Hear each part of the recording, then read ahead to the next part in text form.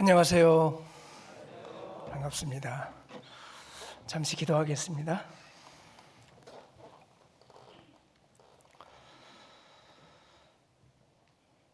천지 만물의 주인 되시고 영원한 우리의 소망 되시는 거룩하시고 자비로우신 우리 아버지 하나님, 우리가 죄인 되었을 때 고아처럼 버려두지 아니하시고 우리의 모든 죄값을 대속하기 위하여 십자가에 고귀한 보혈의 피를 흘려주심으로 우리의 모든 죄를 대속해 주시고 영원한 천국에 들어갈 수 있도록 인쳐주신 크신 은혜와 사랑을 인하여 감사를 드립니다. 주님의 피로 구원받은 저희들 주님의 자녀로서 합당한 삶을 살아갈 수 있도록 인도해 주시고 우리의 연약한 육신 주님께서 보호해 주시고 또 인도해 주셔서 늘 승리하는 삶을 살아갈 수 있도록 인도해 주시기를 원합니다. 우리 모두는 주님을 위해 주님의 이 복음을 위해 살기를 원하는 마음이 있습니다. 그렇지만 연약한 육신에 쌓여 있기에 승리하지 못하는 삶을 살고 있음을 고백합니다. 주님께서 말씀과 지혜와 성령의 능력으로 붙잡아 주셔서 늘 주님 앞에 합당한 삶을 살아갈 수 있도록 주님 도와주옵소서. 2025년 한 해가 저물고 이제 2026년이 밝아오고 있습니다. 주님께서 그동안 인도해 주셔서 또 한 해를 주님을 위해 열심히 살았고 또 복음을 전하는 일에 합력할 수 있도록 인도해 주셨습니다. 2026년에는 더욱더 진보된 모습으로 힘있게 살아갈 수 있도록 주님 인도하여 주옵소서. 오늘 주일을 맞이해서 사랑하는 청주교회 성도님들 또 한자리에 모였습니다. 우리가 알아야 될 말씀들 주님께서 교훈해 주시고 또 배운 말씀들을 행함으로 실천할 수 있도록 주님께서 인도하여 주옵소서. 오늘 여러 사정으로 인하여 참석하지 못하신 분들 계십니다. 육신의 지병으로 인하여 치유 가운데 계신 분들 하루속히 쾌차하실 수 있도록 도와주시고 또 믿음의 연약함으로 마음의 시험을 받아 교제 가운데 멀어져 계신 분들 첫사랑 회복하고 교제 가운데 나올 수 있도록 용기를 허락해 주시기를 간절히 원합니다.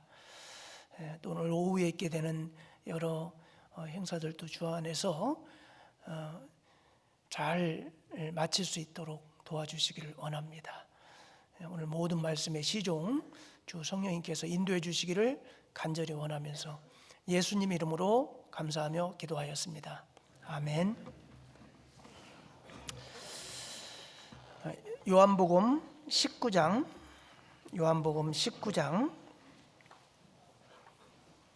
30절입니다. 요한복음 19장 30절.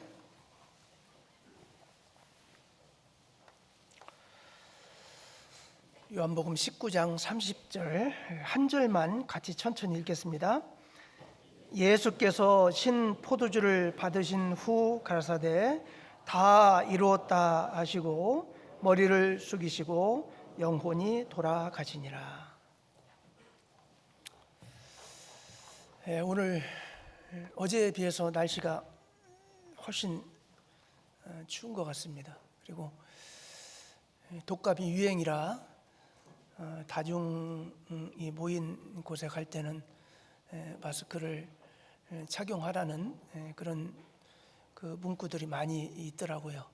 좀 조심을 해야 될 것 같습니다.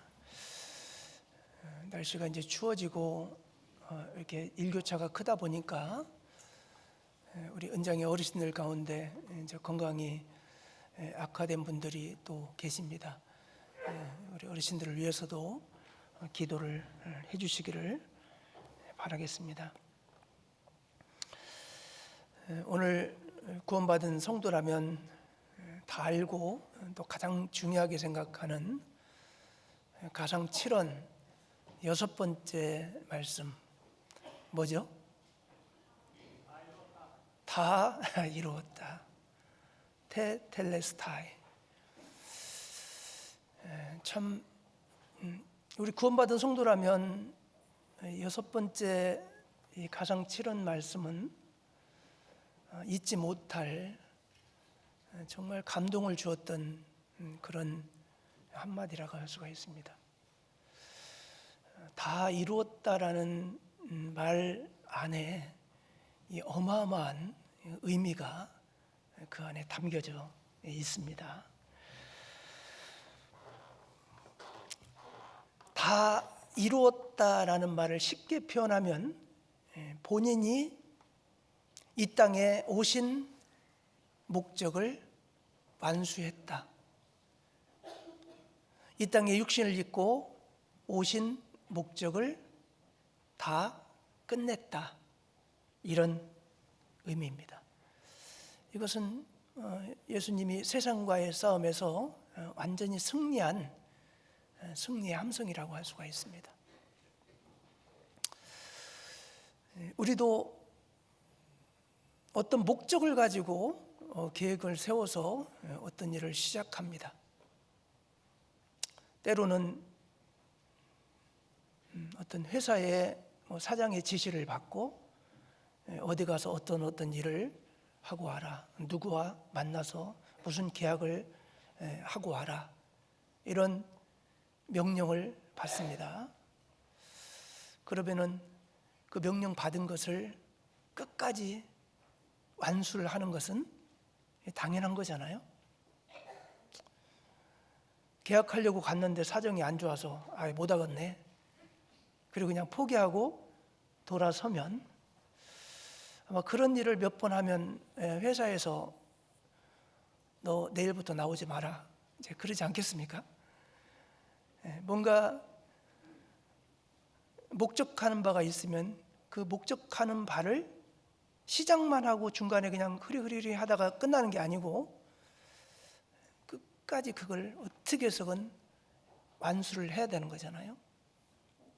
교회 안에서도 어떤 직분을 받기도 합니다.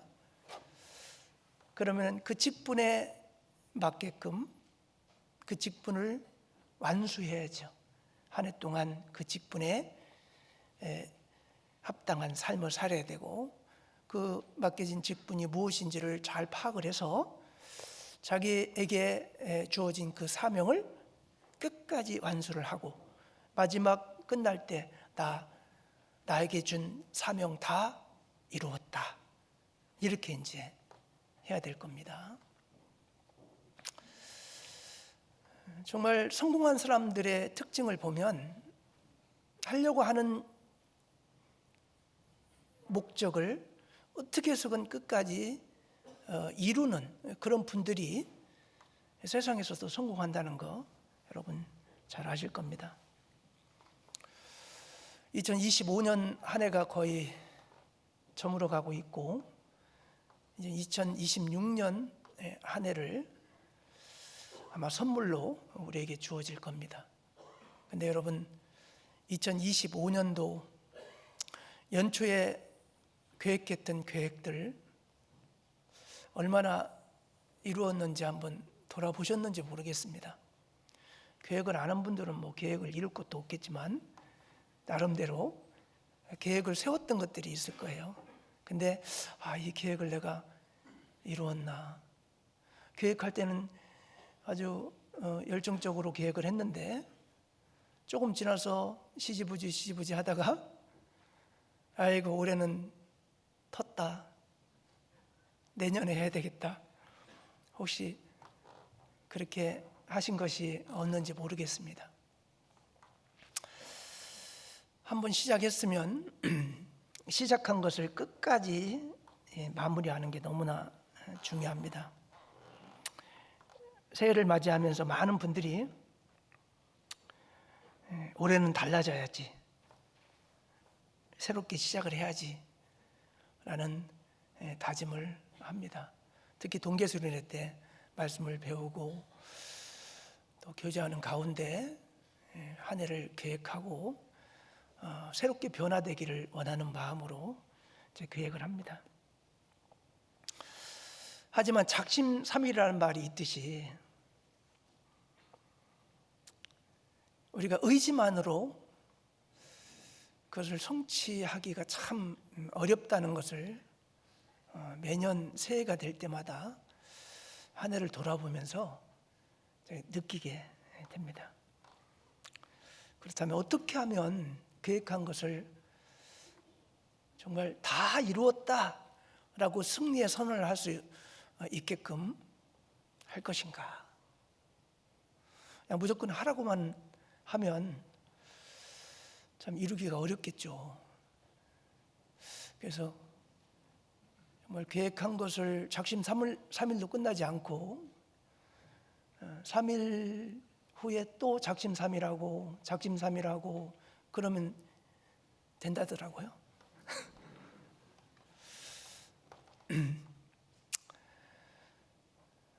우리가 계획하고 반드시 이루어야 되겠다고 생각한 것은 정말 어떤 마음을 갖고 있냐에 따라서 이룰 수도 있고 이루지 못할 수도 있다고 생각합니다. 첫 번째는 뭐니 해도요, 우리가 계획한 것을 이루기 위해서는요, 하나님의 도우심이 절대적으로 필요합니다. 그래서 어떤 계획을 세웠을 때는 그 계획을 이룰 수 있도록 하나님께 기도하고 하나님의 도우심을 의지해야 됩니다. 자기 힘만 가지고 하려고 해서는 안 됩니다. 세상 사람들이 불가능한 것도 우리 구원받은 성도들이 함께하고 또 기도하는 가운데 주님의 도우심을 구하면 하나님이 그 일을 이룰 수 있도록 지혜를 주시고 또 도움의 손길을 주십니다. 그래서 그걸 이룰 수 있도록 하나님께서는 도와주십니다. 시편 115편에 보면 여호와를 의지하라는 말이 연속으로 3번 반복해서 나옵니다. 시편 115편 한번 볼까요? 115편 9절.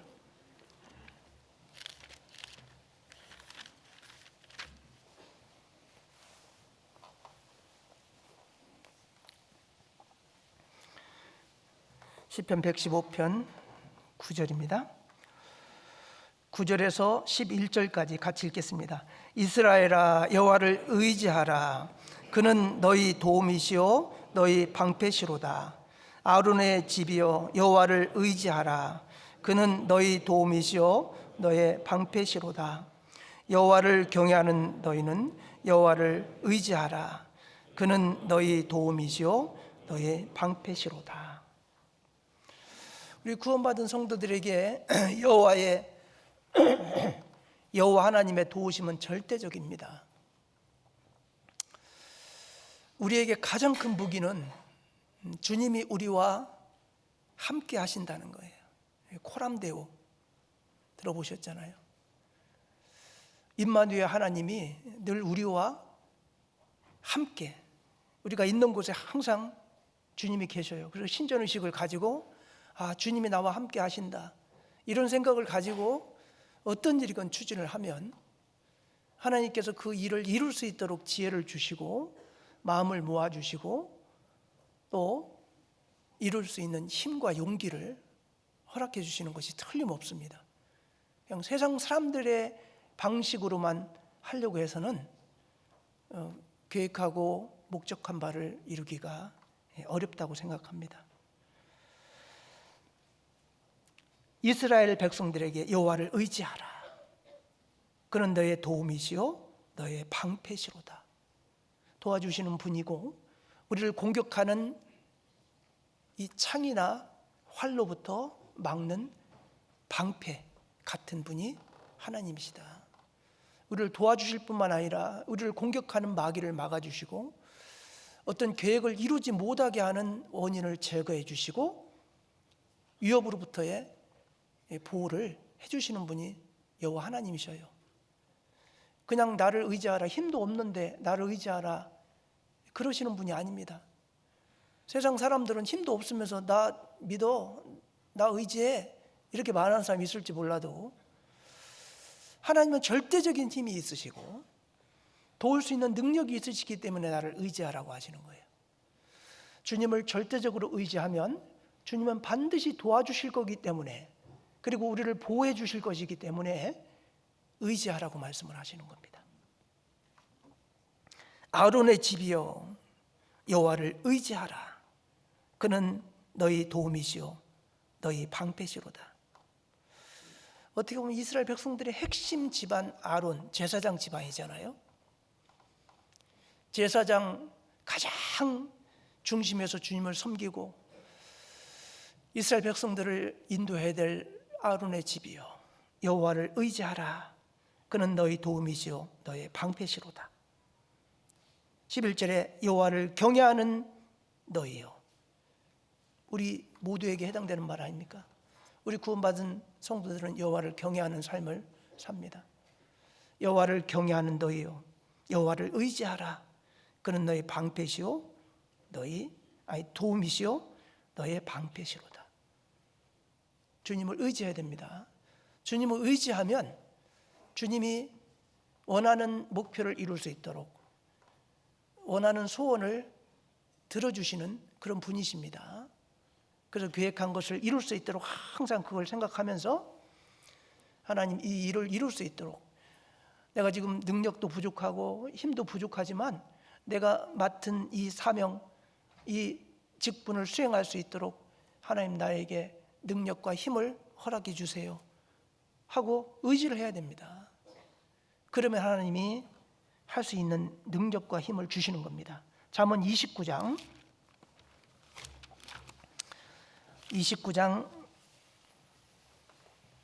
25절입니다. 사람을 두려워하면 올무에 걸리게 되거니와 여호와를 의지하는 자는 안전하리라. 우리가 구원을 받았다고 해도 육신이 있다 보니까요, 사람을 두려워합니다. 사람을 의식합니다. 그러지 않을 수가 없죠. 인간의 육신을 입고 있다 보니까. 그런데 사람을 두려워하면 올무에 빠진다고 말씀하셨어요. 근데 여호와를 의지하는 자는 뭐하리라? 안전하리라. 그래서 어떤 목표를 세워놓고 그 목표를 이루기 위해서 우리 구원받은 성도들은 여호와 하나님을 의지해야 됩니다.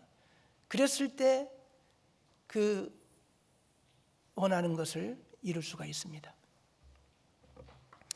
자, 그런데 믿음만으로 이렇게 새롭게 어떤 변화를 받는다든가 어떤 일들을 성취한다는 게 참 어렵다는 생각이 들어요. 어느 정도 믿음이 조금 있는 분들은 또 그게 되지만 이제 믿음이 약한 분들도 계시잖아요. 어린 애한테 막 어른이 할 일을 막 하라고 하면 그 할 수 있을까요? 못 하겠죠. 너무 힘들어가지고 야 이러다 죽겠다. 그래가지고 중간에 다 포기해 버릴 겁니다. 그래서 이제 믿음이 이제 약하신 분들도 계시고 또 육신이 있잖아요. 그러다 보니까 뭐 믿음으로 해라 여호와를 의지하라 그러는데 그게 잘 안 됩니다. 그러다 보니까 이제 뭐 어떤 계획을 세웠다가 작심삼일로 끝나는 경우가 참 많이 있습니다. 그래서 저도 이제 신앙생활하는 중에 어떤 목표를 이루어 달라고 기도도 많이 하고 하지만 이게 의지력 부족인지 하다 보면 포기하는 것들이 계속 생기거든요. 그리고 막 자꾸 게으름 피우고 자꾸 이제 새로운 것을 하려고 하면 겁이 나고 육신이 있다 보니까요, 이제 그런 생각들이 올라와요. 그래서 어떤 계획을 세웠을 때 그 계획을 끝까지 이루는 기가 막힌 비결 없을까? 그래가지고 이제 쭉 이렇게 좀 책도 찾아보고 인터넷도 뒤져보고 하다 보니까요, 성공한 부자들이 하는 아주 중요한 두 가지 법칙이 있더라고요. 한번 어떤 걸 계획하면 끝까지 이루기 위해서 하는 두 가지 이 법칙이 있더라고요. 뭐냐면 첫 번째는요, 5초의 법칙. 두 번째는 2분의 법칙. 뭔 말인지 아무것도 모르겠죠? 먼저 이제 5초의 법칙을 한번 보면요,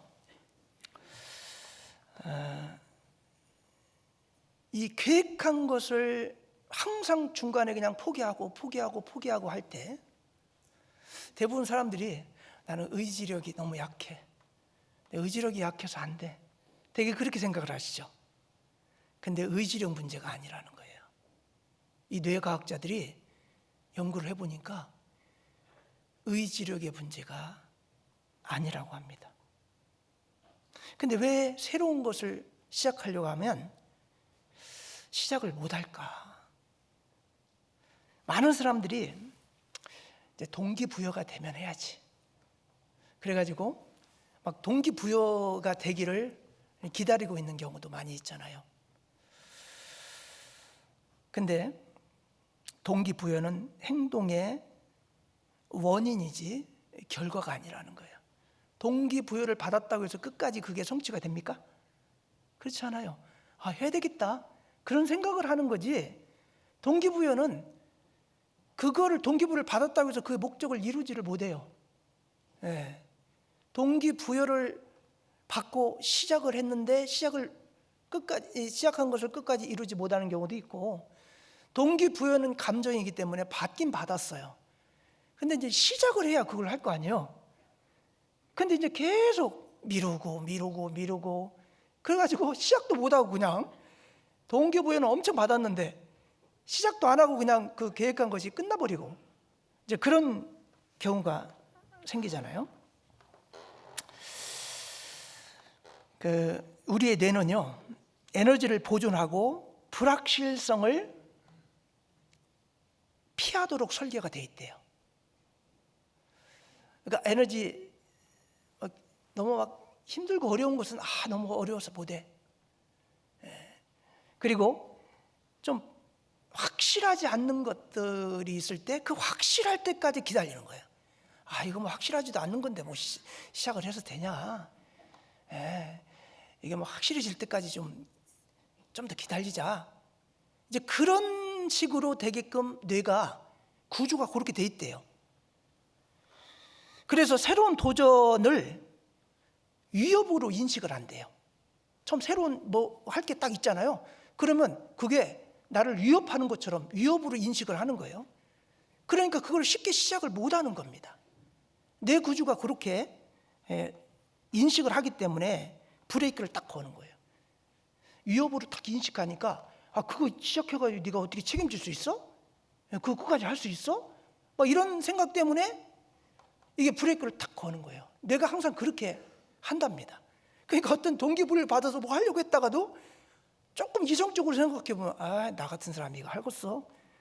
이거 끝까지 못 할 거야, 이런 생각이 딱 들어오면서 이것은 뭐 목사님이나 할 일이지 나는 할게 못해, 우리 사장님이나 할 일이지 나는 못해, 이렇게 이제 갑자기 딱 생각이 바뀌는 겁니다. 기분이 내킬 때 하겠다, 이렇게 생각은요, 이렇게 실패의 지름길입니다. 기분이 내키지 않아도 움직이게 만드는 시스템, 이게 필요합니다. 내가 하고 싶어서 하는 게 아니고, 기분이 내켜서 하는 게 아니고, 뭐 동기부여가 돼서 시작을 하는 게 아니고 반드시 해야 될 거다라고 생각하면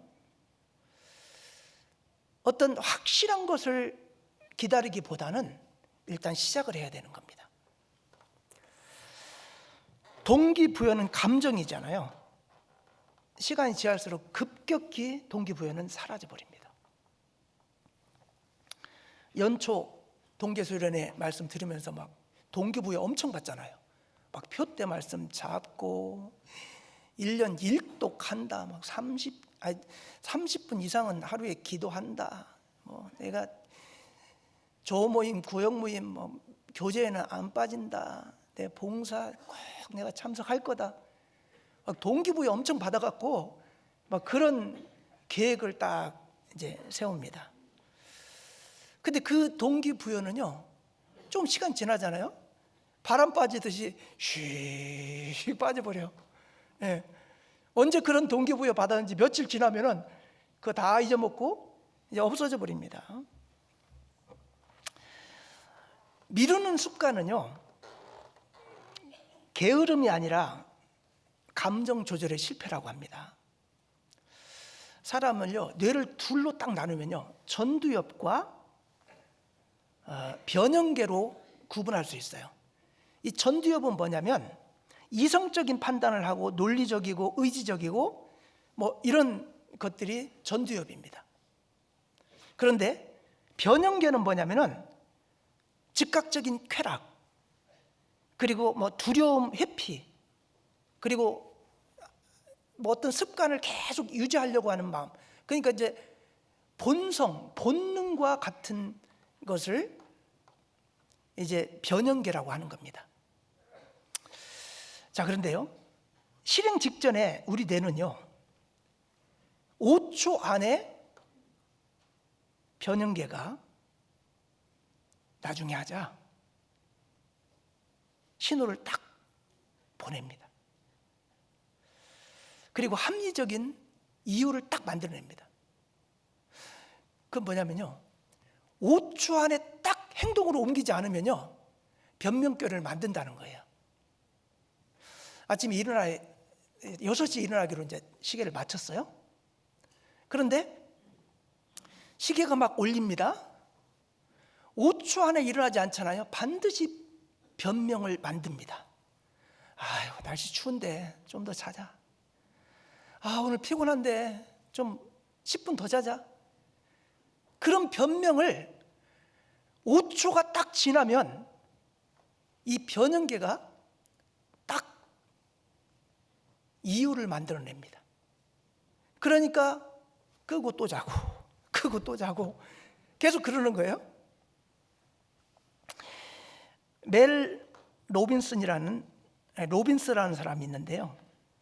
이 사람이 뭐 CNA의 그 작가고 아주 유명한 베스트셀러 작가인데,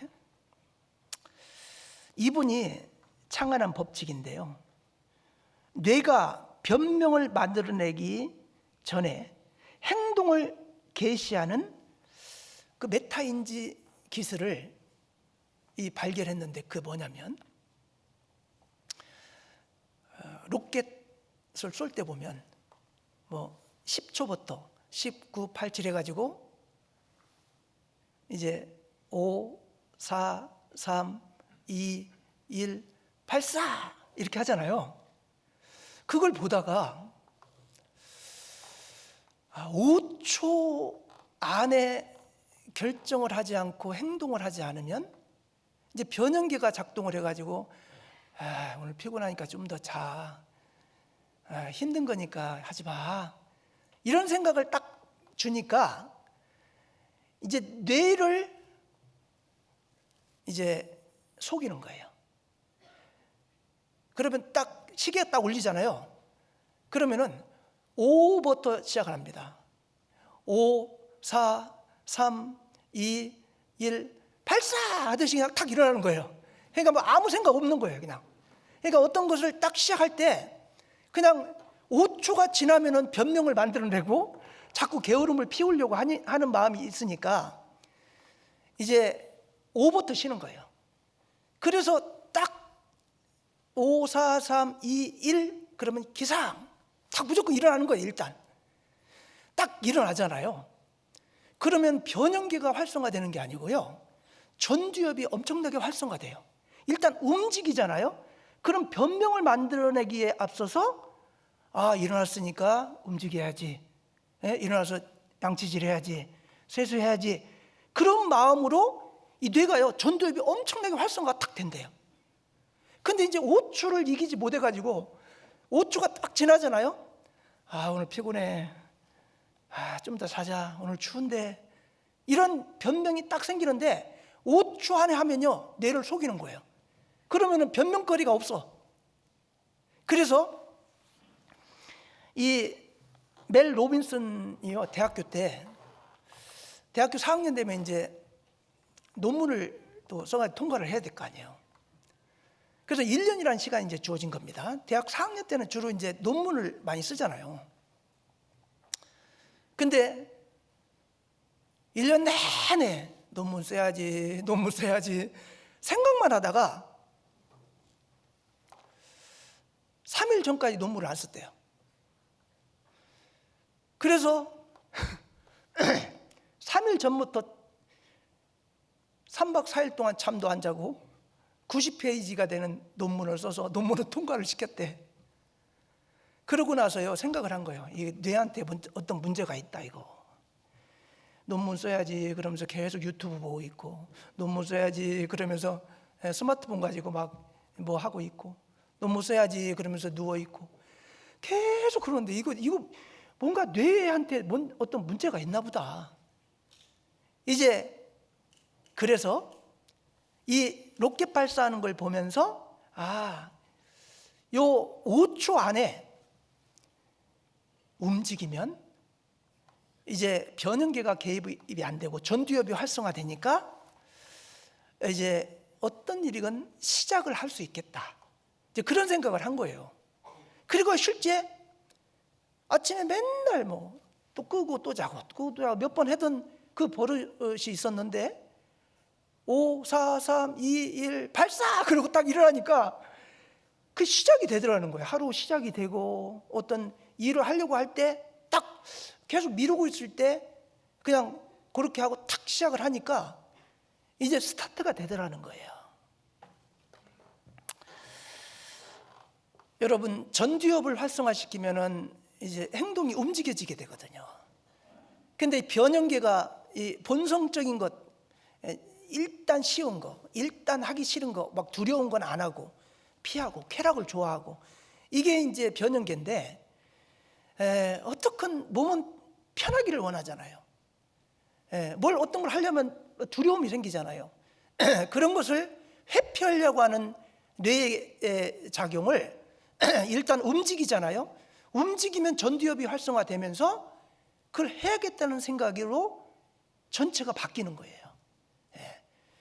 이제 처음에 딱 시작할 때 5초가 지나면은 변명을 만들어내면서 변형계가 엄청나게 활성화되는데 5초 전에 딱 일어나서 움직이면 전두엽이 엄청나게 활성화되면서 이제 움직이는 모드로 몸이 바뀌더라는 거예요. 그래서 여러분, 어떤 거 시작을 계속 못하고 미루고 맨날 게으름 피우고 이런 분들은요, 어떤 거 딱 생각이 났을 때 5, 4, 3, 2, 1 행동, 기상, 발사 이렇게 해가지고요 탁 한번 해보세요. 저도 그거 해보니까요 이게 효과가 있어요, 진짜. 조금 지나면 변명거리 딱 생기거든요. 근데 5초 안에 딱 결정을 하는 겁니다. 그리고요 2분 법칙이 있어요. 2분.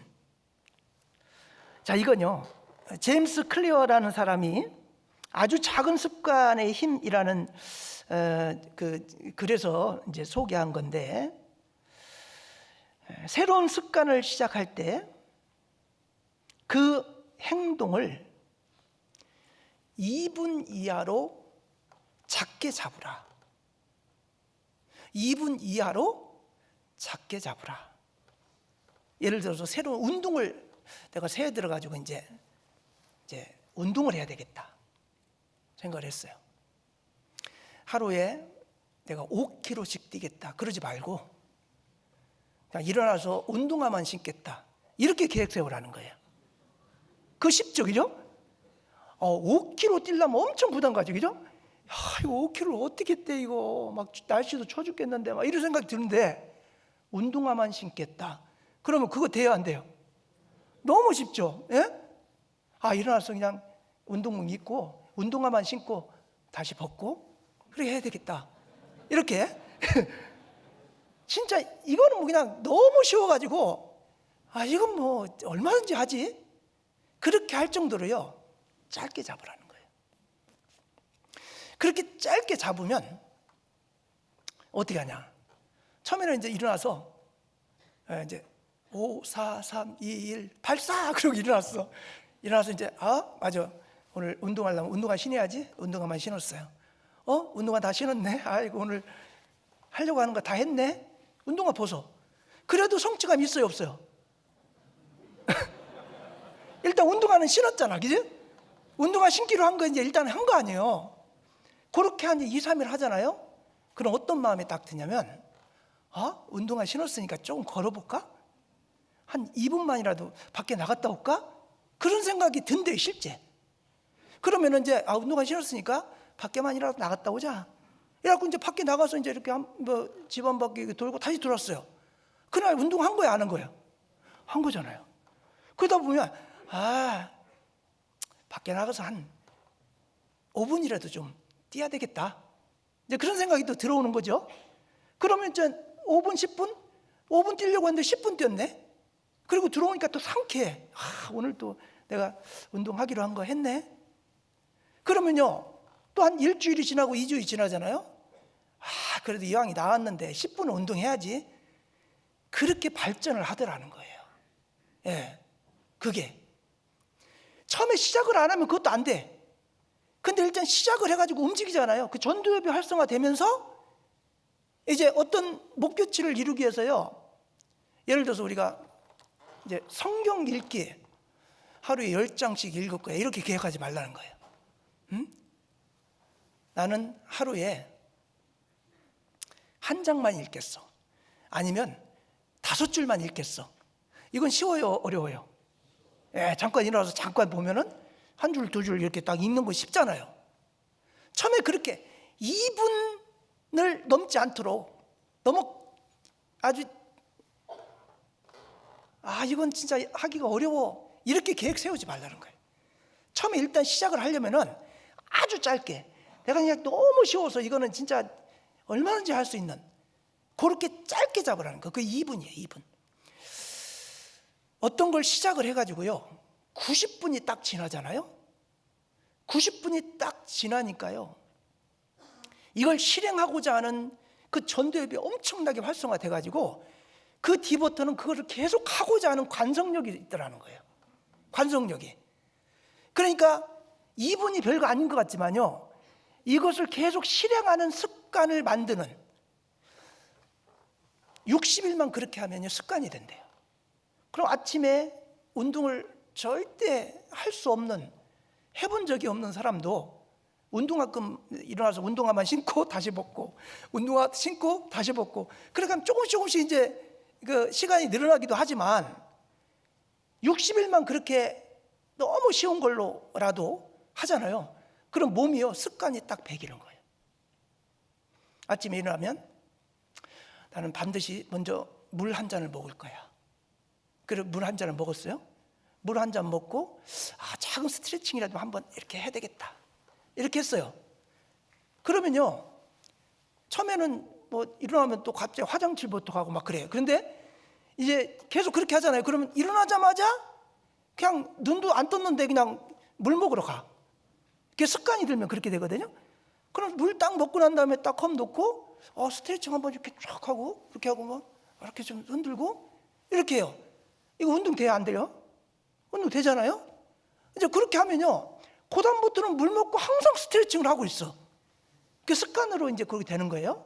아침에 딱 일어나서 그렇게 하고서 이제 책상에 앉든지 어디에 앉아가지고 내가 말씀 5절씩 읽을 거야. 그러면요, 딱 앉아서 5절 그냥 순식간에 1분도 안 돼서 그거 읽을 거 아니에요. 오늘 스트레칭도 하고 말씀도 읽었네. 기분 좋아요, 나빠요? 시계 끄고 자는 것보다 하루가 진짜 상쾌하게 시작이 되는 거예요. 오늘 또 내가 승리했다. 아침에 6시 일어난다는 대로 일어났고, 그리고 물 한 잔 먹고 스트레칭도 했고, 그리고 말씀도 5절 읽었잖아요. 그러면요, 하루가요 승리했다는 그런 그 성취감이 생기는 거예요. 그러면서 조금씩 이제 그게 습관이 딱 되잖아요. 그럼 아침에 딱 일어나면 당연히 물 먹고 스트레칭 좀 하고, 그리고 책상 앞에 앉아서 적은 말씀이라도 읽어요. 그래, 처음에 이제 5절 읽었어요. 한 3일 되니까 5절 뭐 1분도 안 돼서 읽는데 조금 더 읽을까? 이런 생각이 들면서 갑자기 한 장을 읽게 되고, 한 장 읽으니까 이제 며칠 지나니까 한 장보다 한 2장 읽어야 되겠다, 이런 마음이 자꾸 들어가지고 그게 조금씩 발전하면서 나중에는 뭐 하루에 아침에 일어나서 3장을 읽는다든가 5장을 읽는다든가 이런 습관으로 바뀌는 거예요. 습관이 그냥 되는 게 아니거든요. 근데 몸은 자꾸 게으름을 피우고 하기 싫어하는 마음이 있다 보니까 자꾸 미루고 내일 하지 다음에 하지, 그런 마음을 자꾸 주거든요. 그런데 2분의 법칙, 참 그게 정말 어떤 계획을 세울 때 너무 무리하게 세우지 말고 짧게, 그 하는데 아무 부담이 없게끔 그렇게 계획을 하라. 야, 저는 이 말씀이요, 진짜 성경 말씀처럼 그냥 탁 마음에 와닿더라고요. 내가 어떤 습관을 만들기 위해서는 이렇게 해야 되겠구나. 일단 시작을 하면 계속 이어가기가 훨씬 쉬워집니다. 2분 법칙은요, 시작의 마찰을 제로로 만든대요. 그러니까 목표를 2분 단위로 쪼개면요, 뇌가 느끼는 저항감이 90% 이상이 감소가 되고, 그리고 시작할 때 그 부담감, 그 마찰이 제로가 된대요. 왜냐하면 너무 쉬우니까. 부담이 하나도 안 되잖아, 그죠? 사람들 부담스러운 거 싫어하잖아요, 그죠? 어떤 거를 이루려면 처음부터 막 너무 크게 세워버리면 그거 너무 부담이 가. 도저히 내가 할 수 없는 거야. 내 능력으로 안 될 것 같아. 그러면요, 억지로 하죠, 이제 처음에는 믿음으로. 근데 그 지속이 돼야 안 돼요? 지속이 안 돼요. 습관이 안 돼 있기 때문에 그걸 억지로 하려고 해도 안 돼요. 그래서 습관을 만드는 과정 가운데는 2분 법칙을 가지고 짧게 충분히 할 수 있는, 내가 부담스럽지 않는 계획을 세워서 그걸 계속 실천하다 보면 조금씩 늘어나서 나중에는 큰 것을 해도 부담이 안 되는 그런 사람이 되는 겁니다. 어때요? 좀 일리가 있어요? 무엇이건 한번 시작해 볼 만하죠, 그죠? 그래서 이 두 가지의 법칙을 상호 보완하면요, 5초 법칙으로 시동을 걸고 2분 법칙으로 주행을 시작하는 겁니다. 그러면은 100km, 200km도 가요. 안다스탠? 한번 그렇게 한번 해보세요.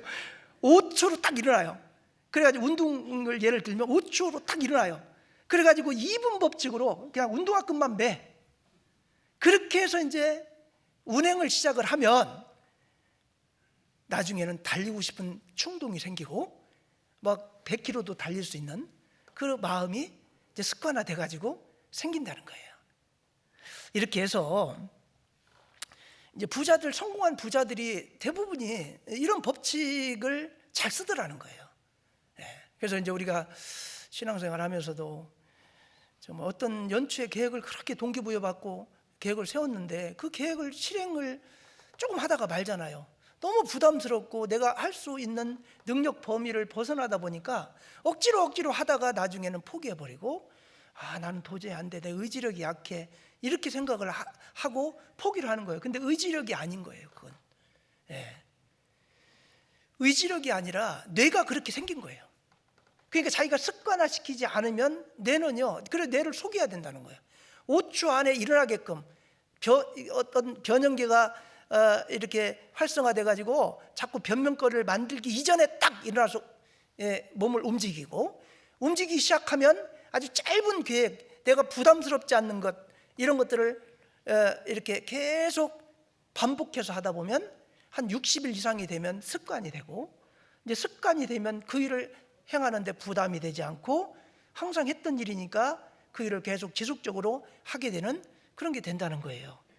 그래서 2026년에는 2025년에 못했던 거, 그런 것들을 원인을 좀 잘 분석을 해봐요. 내가 너무나 막 방대한 큰 계획을 세웠나?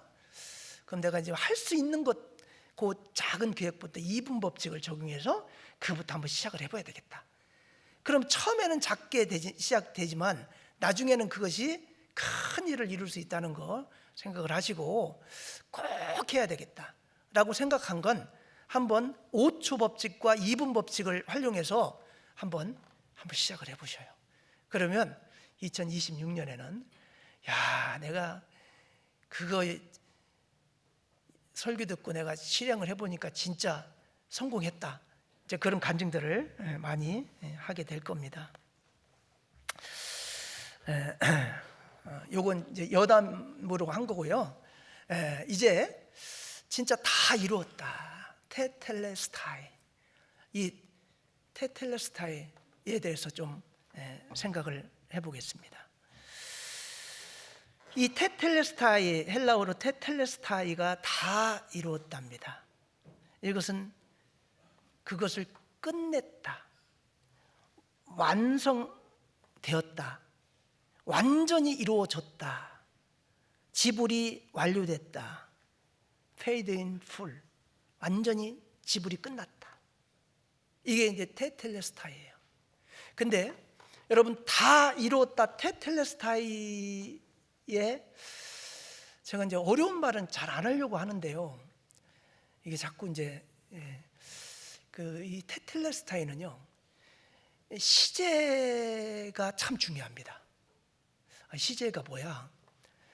이제 과거, 현재, 미래 그 시제 있잖아요. 그게 너무 중요하고요. 그리고 테텔레스타이는요, 능동태가 아니고 수동태예요. 이것도 무슨 말인지 모르겠죠. 제가 설명을 해드리겠습니다. 이게 너무나 중요해서 제가 이제 어려운 말 안 하려고 하는데, 이게 이제 테텔레스타이, 다 이루었다를 이해하기 위해서는 이 두 가지가 너무 중요해서 제가 말씀드리는 거예요. 먼저 이제 완료 시제예요. 이건 뭐냐면, 주로 이제 헬라어의 완료 시제는 뭐냐면, 이미 과거에 완전히 완료가 된 거예요. 근데 완료가 된 걸로 끝난 게 아니고, 완료된 것이, 그 효력이 과거에 이미 완료됐는데 현재까지 계속 지속되는 것, 그게 이제 헬라어의 완료 시제입니다. 그러니까 과거에 끝났으니까 그걸로 끝이 아니에요. 끝났지만 그것이 오늘날에도 계속 적용이 되는, 지속되는 그런 의미가 이 헬라어의 과거 완료형에는 이제 그게 있는 겁니다. 예수님께서 십자가의 은혜로 과거에 완전히 이제 우리를 구원하는 일, 죄에서 완전히 해방하는 일을 마치셨어요. 그럼 마친 걸로 딱 끝났어요. 끝났는데 그 마친 그 일은 예수님 시대의 그 일로만 끝나는 게 아니고, 그 이후의 모든 사람, 전 인류의 모든 사람에게도 지금 예수님께서 완료한 그 완료는 적용이 되고 있다, 그거예요. 지속되고 있다, 그런 의미가 있는 겁니다. 어떤 분이 2000년 전에 예수님은 이미 돌아가셔서 피는 다 말라버렸고 그분하고 나하고 무슨 상관이야? 이렇게 생각할 수 있잖아요. 예수님께서 이미 2000년 전에 십자가의 보혈의 피로 우리의 죄값을 해결하신 그 사실은 오늘날 우리 청주교회 형제 자매님들에게도 적용이 돼야 안 돼요? 적용이 되는 말씀인 거예요. 예수님은 십자가의 죽으심으로 끝난 게 아니에요. 그 이후에 이것을 믿는 자들에게는 다 예수님의 십자가의 은혜가 모든 사람에게 지속적으로 적용이 되는 겁니다. 이게 다 이루었다, 테텔레스타이의 과거 완료가 그런 의미를 갖고 있는 겁니다. 이미 완료됐지만 그것은 우리에게도 지속적으로 적용이 되는 그런 말씀이라는 거예요. 그리고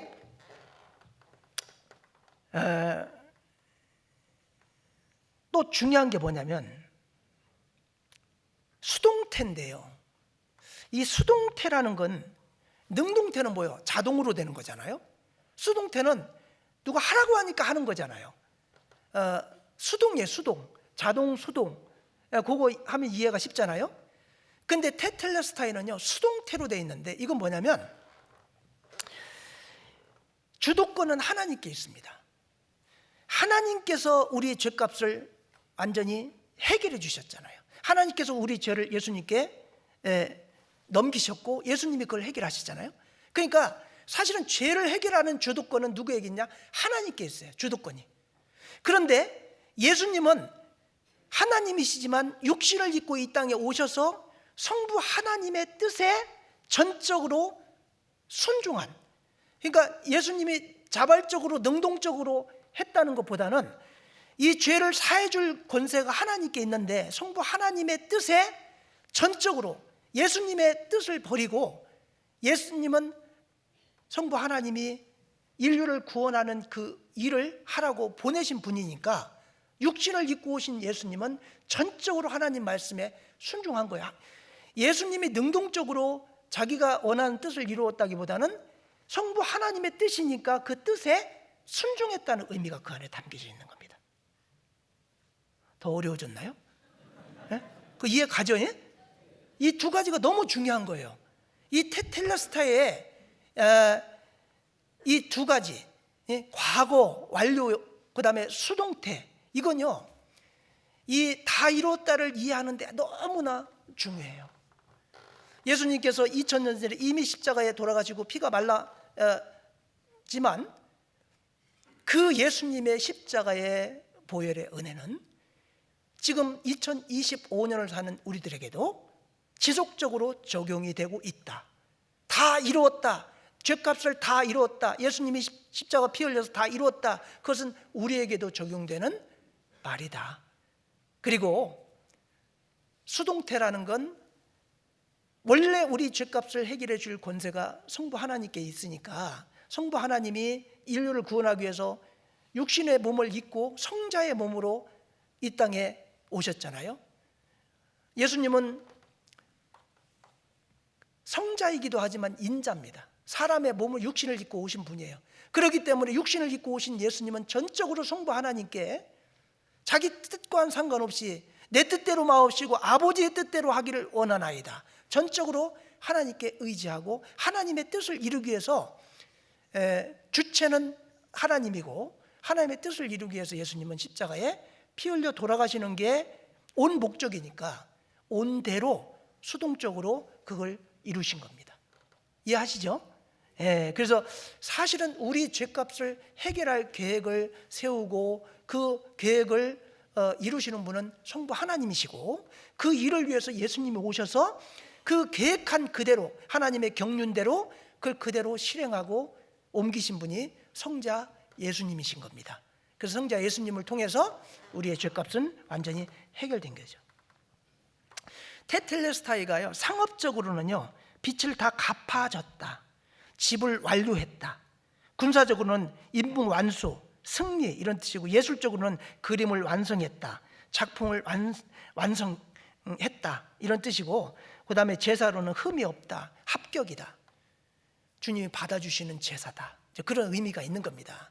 그러니까 다 이루었다 테텔레스타이, 이것을 좀 깊이 우리가 생각하다 보면 참 큰 은혜가 됩니다. 보통 원하는 일을 완벽하게 마무리되었을 때 다 끝났다, 이제 그런 말을 하잖아요. 어떤 일을 같이 합시다 해가지고 그게 완전히 다 됐어요. 그러면 다 일 다 끝났습니다, 다들 수고하셨습니다, 그러면 다 끝나는 거잖아요. 다 이루었다, 이것은 본인이 오신 목적을 다 이루었다. 하나님께서 천지와 만물이 다 이루니라 그렇게 말씀, 천지 창조를 마치고 나서 딱 그렇게 말씀하셨죠. 창세기 2장 2절 한번 볼까요? 창세기 2장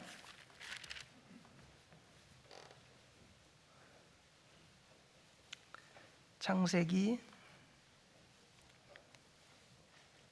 2장 2절에서 3절입니다. 하나님이 지으시던 일이 일곱째 날이 이를 때 마치니 그 지으시던 일이 다 함으로 일곱째 날에 안식하시니라. 하나님 일곱째 날을 복주사 거룩하게 하셨으니 이는 하나님이 그 창조하시며 만드시던 모든 일을 마치고 이날에 안식하셨습니다. 모든 일을 완전히 마쳤으니까 이제 안식에 들어간 겁니다. 천지와 만물이 다 완전히 주님을 통해서 이루어졌습니다. 그러니까 끝났으니까 이제 안식에 들어간 겁니다. 그런데 아담 하와가 먹지 말라는 선악과를 따먹음으로 말미암아 안식이 깨졌습니다. 그래서 인류를 구원한 일을 다시 시작을 하셨고 독생자 예수님을 보내셔서 인류를 구원하는 일을 다 예수님이 이루신 겁니다. 그러면 예수님께서 무엇을 다 이루었다고 말씀을 하신 건가? 이 다 이루었다는 말 안에는 세 가지만 좀 생각하면, 첫 번째는 율법의 요구를 다 이루었다. 율법에 보면 우리가 구원받는 방법을 복잡하게 설명하고 있죠. 짐승을 통해서, 짐승을 잡아서 피를 흘려가지고 제사를 통해서 이제 1년 동안 지은 죄를 사함받는 뭐 그런 것들, 율법의 어떤 제사법들, 그런 모든 것들을 이제 예수님은 십자가에 피 흘려 돌아가심으로 그 율법을 완성하신 거예요. 율법의 요구를 완전히 이루셨다는 의미가 그 안에 있습니다. 그리고 두 번째는 하나님의 아들에 관한 구약 성경의 모든 예언을 다 이루었다. 예수님께서 어떻게 오셔가지고 우리를 어떻게 구원하실 것이 구약 성경에 많이 예언이 되어 있잖아요. 그런데 그 예언한 그것을 완벽하게 다 이루셨어요. 이거 확률적으로 계산하면 이건 뭐 도저히 이루어질 수 없는 그런 일들인데 그걸 예수님은 완벽하게 다 이루었어요. 다 이루었다는 말 안에는 이미 예언되고 계획됐던 그 일을 다 이루었다. 그리고 세 번째는 세상을 구원하는 일을 다 이루었다. 이렇게 이제 세 가지의 의미가 이제 그 안에 있는데, 예수님은요 스스로 원하는 목적을 다 이루셨기 때문에 떠나셨어요. 예수께서 심포주를 받으신 후 가라사대 다 이루었다 하시고 그 다음 뭐죠? 죽으셨다가 아니에요. 영혼이 돌아가시니라. 오신 곳으로 되돌아갔어요. 여기는 강제성이 있나요? 다 이루었으니까 자기 스스로 돌아가신 거예요. 오신 목적을 이루었기 때문에 스스로 떠나신 겁니다. 요한복음 10장 18절 한번 보겠습니다. 요한복음 10장 18절.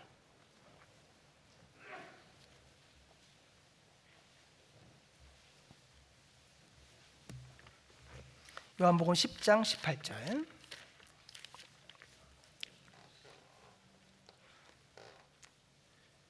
이를 내게서 빼앗는 자가 있는 것이 아니라 내가 스스로 버리노라. 나는 버릴 권세도 있고 다시 얻을 권세도 있으니 이 계명은 내 아버지에게서 받았노라 하시니라. 예수님은 오후 3시에 돌아가셨습니다. 계획한 대로 오후에 3시에 돌아가시기로 계획했기 때문에, 이 일이 다 이미 끝났기 때문에 돌아가신 겁니다. 빌라도 때문에 죽은 것도 아니고 이스라엘 백성 때문에 돌아가신 것도 아니에요. 목적을 다 이루었기 때문에, 그리고 그렇게 오후 3시에 하나님에게로 돌아가기로 계획이 되어 있었기 때문에 스스로 떠난 거지, 인간이 예수님을 십자가에 못 박아 죽여서 돌아가시게 만든 게 아니에요. 그걸 아셔야 됩니다. 절대로 예수님은 하나님이시기 때문에 인간이 정해놓은 그 틀에 매이지 않습니다. 그래서 요 18절에 보면 이를 내게서 빼앗는 자가 있는 것이 아니라, 내 목숨을 마음 놓고 이렇게 뺏거나 그럴 수 있는 인간이 없습니다. 내가 스스로 버리노라. 나는 버릴 권세도 있고 다시 얻을 권세도 있으니 이 계명은 내 아버지에게서 받았노라 하시니라. 하나님께서 그렇게 계획을 하신 거기 때문에 오셔서 이미 목적하는 바를 다 이루셨기 때문에 떠나신 겁니다. 마태복음 27장 50절도 한번 보겠습니다. 마태복음 27장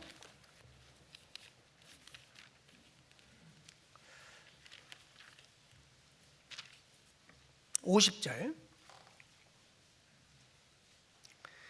예수께서 크게 소리 지르시고 영혼이 떠나시다 그랬죠. 크게 소리 지르시고 영혼이 떠나시다. 이것은 인위적인 게 아니고 스스로 자기가 이제 목적하는 바를 다 이루셨기 때문에 떠나신 겁니다. 영혼이 떠나시다. 이것을 어거스틴은요 이렇게 묘사했습니다. 예수 그분은 당신이 원하셨기 때문에 원하시던 때에 원하시는 대로 떠나가셨다. 이렇게 말씀하셨어요. 사람이 인위적으로 예수님을 죽인 게 아닙니다. 원하시는 목적을 이미 다 이루셨기 때문에 원하시는 때에 원하시는 대로 떠나가신 겁니다. 예수님은 죽으신 것이 아닙니다. 영혼이 잠시 떠났다가 어떻게 했어요? 다시 부활하셨죠? 죽은 사람은 부활이 불가능합니다. 예수님은 세세토록 살아 계셔서 우리와 함께 하시는 분이에요. 죽질 않으셨어요. 요한계시록 1장 17절 18절 보겠습니다. 요한계시록 1장 17절 18절.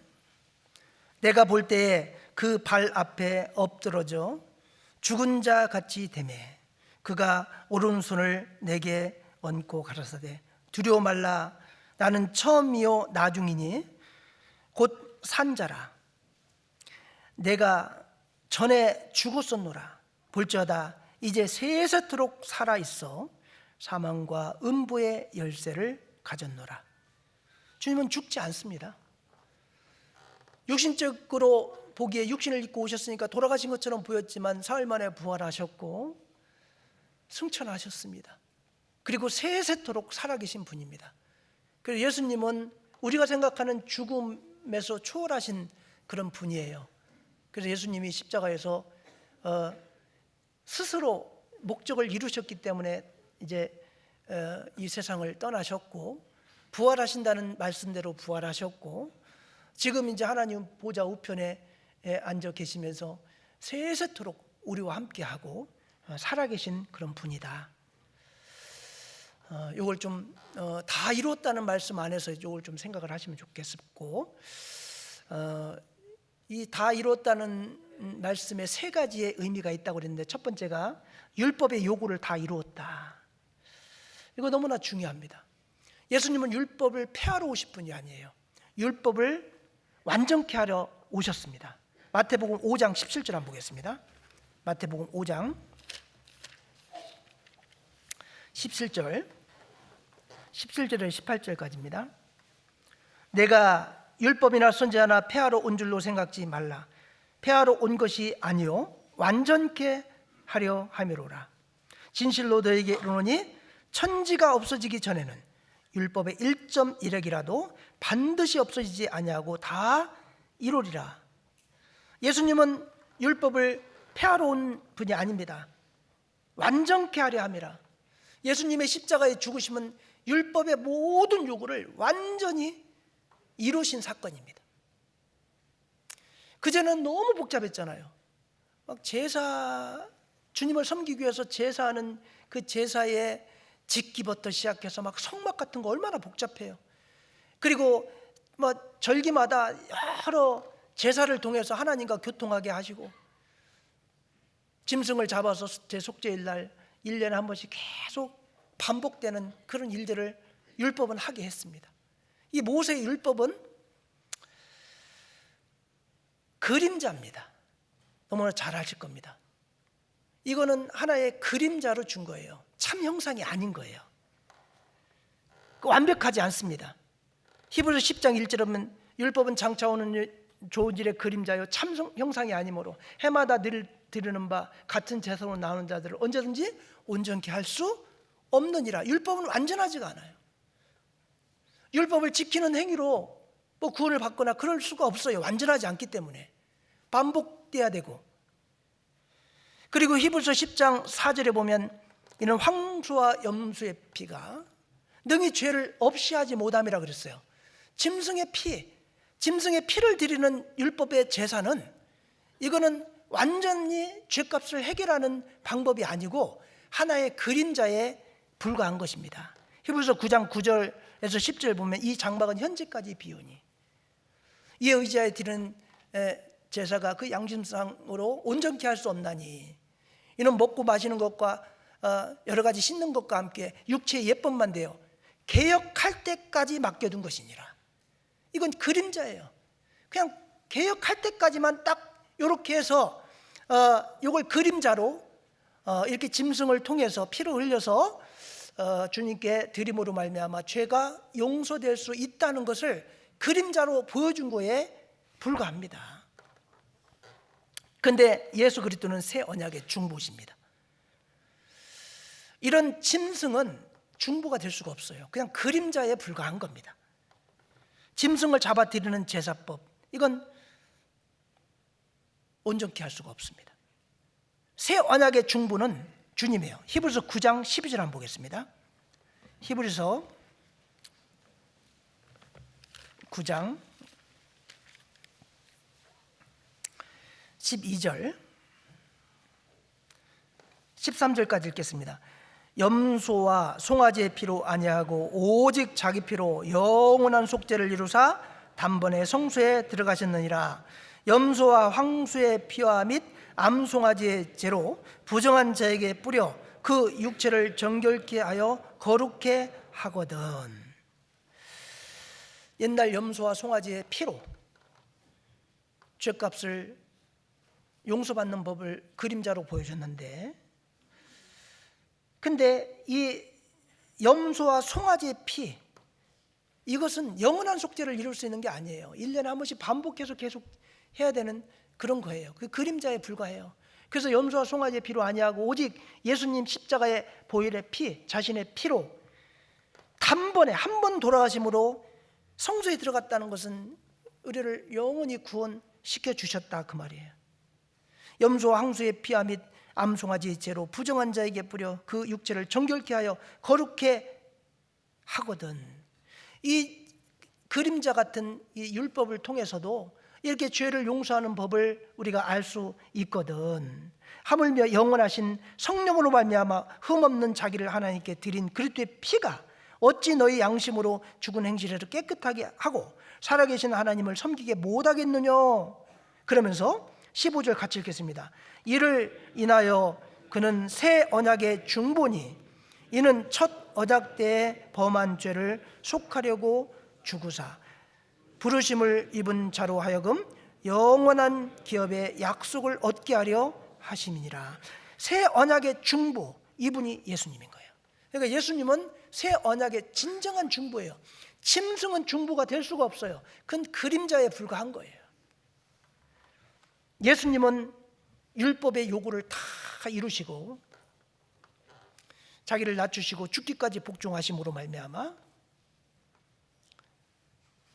모든 인류를 구원한 일을 완전히 마쳤습니다. 사람의 모양으로 나타나셨으며 자기를 낮추시고 죽기까지 복종하였으니 곧 십자가에 죽으심이라. 십자가에 예수님의 죽으심은요, 이 놀라운 일이에요. 하나님이 어떻게 인간의 몸을 입고 왔으며 그것도 인간의 몸 중에 가장 어떻게 보면 좀 가난한 집에 말 구유에서 태어나셔가지고 정말 많은 사람들이 저 목수의 아들이다, 아주 천한 신분이다 비난할 정도로 낮아질 수 없는 곳까지 완전 낮아진 거 아닙니까? 이제 32대자 공생애를 시작해서 이제 본인이 온 목적을 완벽하게 다 이루셨죠. 율법의 요구를 완벽하게 이루신 겁니다. 율법은 몽학선생입니다.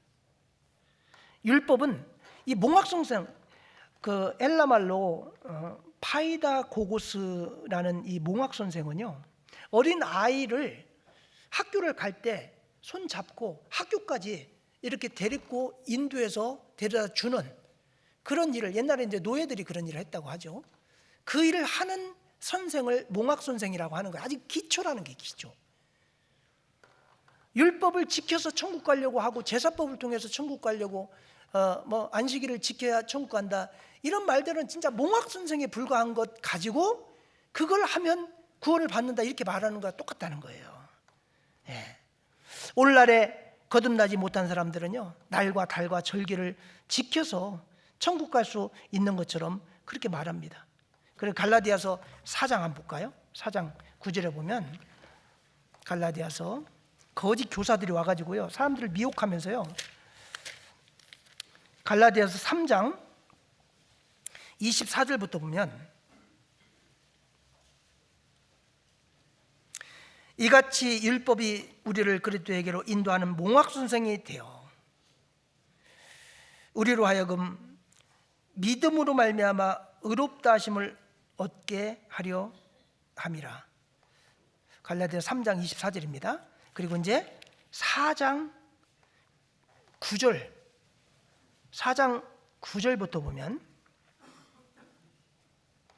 이제는 너희가 하나님을 알 뿐더러 하나님의 아신 바 되었거늘 어찌하여 다시 약하고 천한 초동학문으로 돌아가서 다시 저희에게 종노릇 하려 하느냐. 이미 다 예수님이 이루셨는데 다시 초동학문으로 돌아가죠. 율법으로 다시 돌아가서 종노릇 하려고 하느냐. 율법을 지켜야 천국 간다 그래서 율법의 종노릇 하려고 하느냐. 그러면서 너희가 날과 달과 절개와 해를 삼가 지키니, 안식일을 지켜야 된다. 이게 날을 지키는 거잖아요. 달 이렇게 특정한 어떤 절기 이런 것들 있잖아요. 절기와 해, 안식년, 희년 이런 거 있잖아요. 이런 걸 삼가 지키니 내가 너희를 위하여 수고한 것이 헛될까 두려워하노라. 율법은 이미 완성됐는데 이런 것들을 지켜야 천국 간다고 이 율법의 요구를 다 이루셨는데, 그걸 이제 레위기 11장에 보면은 부정한 짐승 먹지 말라 그랬잖아요. 그것도 율법이거든. 그럼 보세요, 여러분 매운탕 추어탕 좋아하시죠? 예? 메기 미꾸라지 그거 먹으면 돼야 안 돼요? 먹으면 안 돼요. 굽이 갈라졌지만 쪽이 갈라지지 않는 거, 돼지 먹으면 안 돼요. 돼지고기 조금 갈라졌는데요, 새김질 않잖아요. 되새김질. 새김질을 하지만 굽이 갈라지지 않은 거, 토끼 같은 거, 그거 먹으면 또 안 되거든요. 부정한 짐승이거든요. 근데 우리는 율법을 무시하고 맛있게 잘 잡수시고 계시죠? 지금은 율법의 멍에를 맬 때가 아니에요. 이미 완전히 예수님께서 율법의 요구를 이루셨어요. 모세의 율법을 지켜야 구원을 받는다 이렇게 주장한 사람들이 지금도 있고요, 옛날에도 있었습니다. 그 스펄전이 강물에 빠진 사람과 밧줄에 대해서 이제 이렇게 말을 했는데, 다 이뤘다는 진리에 인간의 노력을 더하려고 시도하는 어리석음에 대해서 이렇게 비유를 했어요. 급류에 휘말려 떠나가는 사람에게 튼튼한 밧줄을 던졌습니다. 이때 물에 빠진 사람이 잠깐만요, 내가 밧줄을 좀 더 튼튼하게 꼬아 만든 뒤에 잡겠습니다 라고 한다면 얼마나 어리석은 일입니까? 제가 한 말이 아니에요. 스펄전이 한 말이에요. 당신은 단지 그 밧줄을 잡기만 하면 됩니다. 완벽한 줄이기 때문에 끊어질 이가 없어요. 근데 거기에 못 믿어가지고 내가 더 또 튼튼한 밧줄을 만들어가지고 그때 잡을게요, 그럼 되느냐는 거예요. 그러면서 예수님이 던지신 구원의 밧줄은 이미 완성되어 있습니다. 거기에 당신의 실오라기를 더하려고 하지 마십시오. 우리 인간의 노력, 인간의 어떤 열정, 이런 것들은 아무 필요가 없어요. 예수님의 십자가의 은혜를 그건 다 이루어진 거예요. 율법을 완전히 이룬 거예요. 그것만 딱 믿으면 밥상 다 차려졌어요. 먹기만 하면 되는데 막 자기가 또 차리려고 해요. 그러면 막 힘들죠, 그죠? 예, 이미 다 차려진 밥상 우리는 받아 먹기만 하면 되는 거잖아요. 예수님은 율법의 요구를 다 이루시고 다 이루었다 하고 승리의 선언을 하셨어요. 그럼 우리는 그거 믿기만 하면 되는 거예요. 근데 요거 못 믿는 사람들은 어떻게 해요? 아, 내가 그래도 교회를 한 10년 나가야지, 내가 뭐 헌금이라도 좀 해야지, 내가 뭐 뭔가 좀 착한 일이라도 해야지 천국 가지, 예수님 십자가 피 흘린 거 그것만 믿는다고 천국 가나? 그건 뭐냐면 완벽하게 이미 이루어 놓으신 그 율법의 요구를 이루어 놓으신 곳에 자기가 실루라기 약간 숟가락 하나 거기다 올려놓겠다는 거잖아요. 그건 불순물이 되는 거예요. 순수한 100% 예수님의 십자가의 보혈의 피, 그걸 믿음으로 말미암아 천국 가는 거지, 내가 뭘 해서 천국 가는 건 아무것도 없어요. 그게 다 이루었다는 거예요. 초대교회 당시에 모세의 법대로 할례를 받아야 구원을 받는다라고 주장을 해가지고 다툼이 일어났습니다. 그때 사도 바울이 어떻게 합니까? 사도회의로 보내잖아요. 그때 사도들이 왜 우리 조상도 매지 못하는 율법을 그 멍에를 매게 하려 하느냐, 그러면서 이제 금한 게 4가지가 있어요. 뭐 있죠? 우상의 제물과 피와 목매어 죽인 것과 음행. 이건 멀리하라. 그럼 네가 좋을 것이다. 절대 이거 하지 말라 이렇게도 말씀하지 않았어요. 왜? 이것도 하나의 율법이잖아요. 근데 이제 우리가 지키는 것 중에 우상의 제물 찝찝해서 못 먹죠. 우상에게 드리 제사할 때 제사 음식 이런 거, 우리가 귀신에게 드린 그 제사 음식을 우리가 먹을 수 있어요. 먹는다고 탈나는 것도 아니고. 그렇지만 우리가 하나님을 섬기는 사람이 귀신의 제물로 드렸던 음식을 우리가 먹을 수가 없잖아요, 양심상. 그러니까 우상의 제물 안 먹습니다. 피가요, 피 먹다가 기생충 감염돼서 죽은 사람 많아요. 그거 막 사슴피 먹고 막 그게 좋다 그러는데요, 그게 그 위생적이지 못합니다. 의사들이 그 피 먹는 거 좋다고 안 합니다. 피 안에는요 많은 영양분도 있지만요, 그 안에 정맥피 같은 경우는 막 그 몸 안에 있는 불순물 막 오염된 그런 바이러스 같은 걸 갖고 와가지고 이제 간이나 신장 같은 데서 걸러서 다시 보내는 거 아니에요? 그러니까 그 피 자체가요, 육체의 생명이 피에 있긴 하지만 피 자체가 그 먹어서 건강을 좋아지고 그런 거 아니거든요. 그리고 목매어 죽인 거, 옛날에 막 개 잡을 때 막 목 매달아서 막 때려갖고 죽였잖아요. 저 우리 시골에서 어른들이 막 그 골짜기 가가지고 막 위에 묶고 매놓고 막 때려갖고 죽였었거든요. 그거 먹으면요, 그 스트레스 받아가지고요 살에 독이 생겨갖고 그 건강이 좋아지기는커녕 독 먹는 거예요. 독 먹는 거. 지금 좋은 게 아니거든.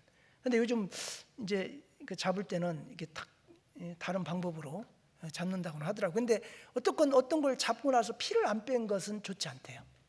막 때려서 구타해가지고 잡는다든가 그런 게 좋은 게 아니에요.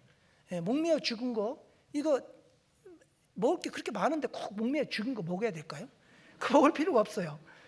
그리고 음행, 철저히 우리는 지금 음행은 멀리하라고 말씀을 하고 있습니다. 요 4가지 율법 중에 요거 4가지는 지키면 네가 잘 되리라 그렇게 하셨어요. 그 외에 모든 율법은요 다 이미 예수님께서 율법의 요구를 이루시고 다 이루었다 이렇게 하셨어요. 오늘 여기까지만 해야 될 것 같아요. 그 뒤에 것은요 다음 주 수요일 날 하도록 하겠습니다. 다 이루었다. 우리가 이거 깊이 배우면 좀 은혜가 많이 됩니다. 그래서 이제 그 뒤에 말씀은 다음 주에 하고요. 벌써 시간이 다 돼서 오늘 여기까지 하고 마치겠습니다. 담임이 참 좋은 게 이렇게 연속극으로 할 수 있다는 게 참 좋은 것 같습니다. 시간 없어도 기도하고, 그리고 오후에 교제의 날 있는 거 아시죠? 여기 계신 분들 가지 마셔요. 여기서 식사하시고요. 교제의 날에 오면 선물 엄청 많이 준비해놨어요. 선물 하나씩은 기본으로 다 가져가고요. 기본 이외에도 막 퀴즈 같은 거 잘 맞히면 또 받고 여러 가지 받아갈 수가 있습니다.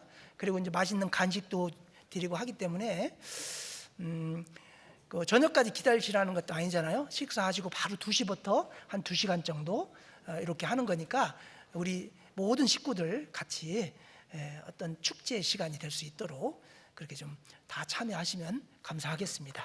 기도하겠습니다. 은혜와 사랑이 풍성하신 우리 아버지 하나님 감사합니다. 오늘 예수님께서 십자가에서 하신 가상칠언 중에 6번째 말씀 다 이루었다 테텔레스타이에 대해서 깊이 생각해 보았습니다.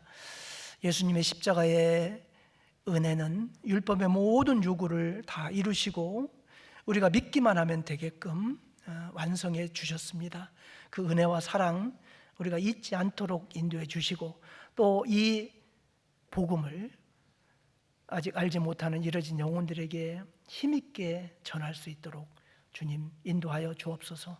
그리고 우리에게 베풀어 주신 주님의 은혜를 잊지 않고 조금이라도 보답하는 그런 삶을 살아갈 수 있도록 주님 인도하여 주옵소서. 예수님 이름으로 감사하며 기도하였습니다. 아멘.